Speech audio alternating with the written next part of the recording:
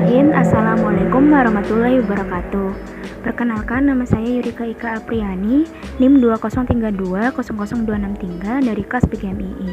Video ini saya buat sebagai pemenuhan tugas mata kuliah Strategi Belajar Mengajar di SD atau MI. Yang pertama, apa itu strategi? Menurut Peirce dan Robinson, strategi adalah rencana berskala besar dengan orientasi masa depan guna berinteraksi dengan kondisi persaingan untuk mencapai tujuan. Selain pendapat dari Peirce dan Robinson, ada juga menurut Ciptono dan juga menurut Learn, Kristen, Andrews, dan Gad. Dari beberapa pendapat ahli di atas dapat disimpulkan bahwa strategi adalah suatu garis besar haluan dalam bertindak untuk mencapai tujuan yang telah ditentukan.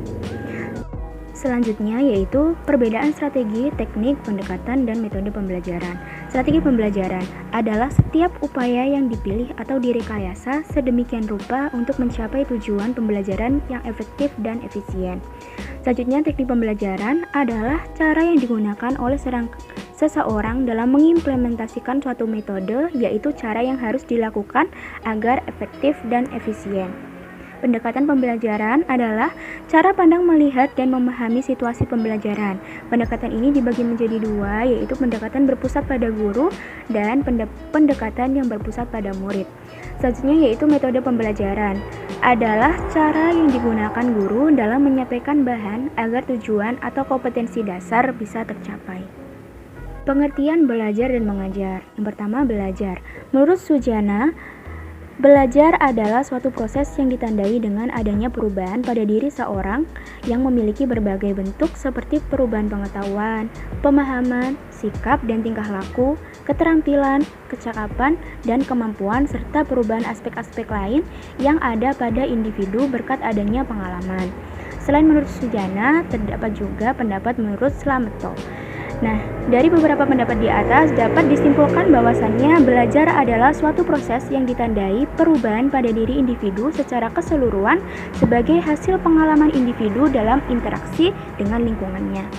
Selanjutnya yang kedua yaitu mengajar. Menurut Slameto 1998, mengajar adalah suatu proses di mana pengajar dan murid menciptakan lingkungan yang baik agar terjadi kegiatan belajar yang berdaya guna yang dilakukan dengan menata seperangkat nilai-nilai dan kepercayaan yang ikut mewarnai pandangan mereka terhadap realitas sekelilingnya.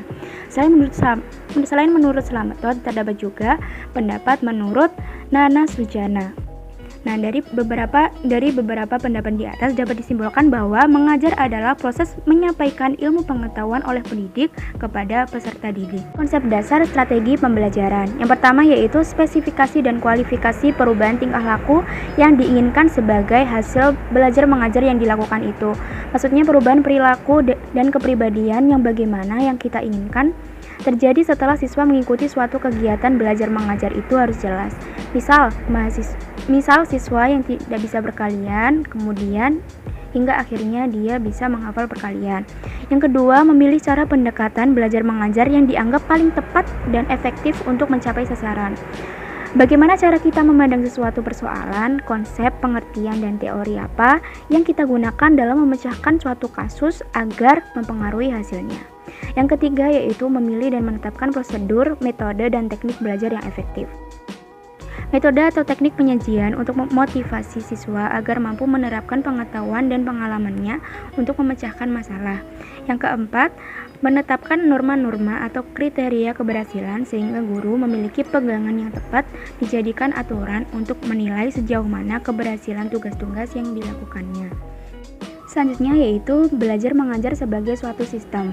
Pembelajaran sebagai sistem artinya adalah proses, cara, atau perbuatan yang membuat seseorang dapat belajar melalui komponen yang saling berkaitan dan berinteraksi untuk mencapai suatu hasil yang diharapkan peserta didik mampu menerima dan akan menimbulkan umpan balik.